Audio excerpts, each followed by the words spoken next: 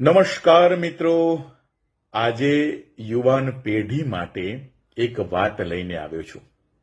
જો ગમે તો ચોક્કસપણે શેર કરજો. અત્યારે ભારતમાં ઇન્ડિયન પ્રીમિયર લીગ એટલે કે આઈપીએલ ચાલી રહી છે, જેમાં ગ્લેમર જોવા મળી રહ્યો છે. હાઈ પ્રોફાઇલ સેલિબ્રિટીઝ અને ક્રિકેટર્સ જોવા મળી રહ્યા છે. બ્રોડકાસ્ટને મિલિયન ટ્રિલિયનમાં વ્યુઅર્સ મળી રહ્યા છે. આ બધા વચ્ચે ક્રિકેટ હવે ક્રિકેટ રહી નથી. સાચું ને મિત્રો? ક્રિકેટ જેટલી મેદાનમાં રમાય છે ને એના કરતાં વધારે તો મેદાનની બહાર રમાય છે. મિત્રો, અત્યારે ક્રિકેટર્સ અને સેલિબ્રિટીઝ ઓનલાઈન ગેમિંગ અને એપ્લિકેશનના માધ્યમથી યુવાન પેઢીને સટ્ટા બજાર તરફ આકર્ષિત કરી રહી છે. અને યુવાન પેઢી પણ શોર્ટકટમાં કરોડપતિ કેવી રીતે બની શકાય તેવા પ્રયત્નો કરી રહી છે.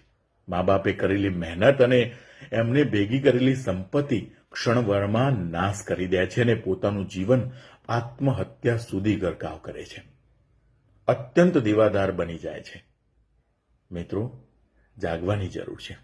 આઈપીએલ કે અન્ય ટુર્નામેન્ટ માત્ર ને માત્ર મનોરંજનનું સાધન છે.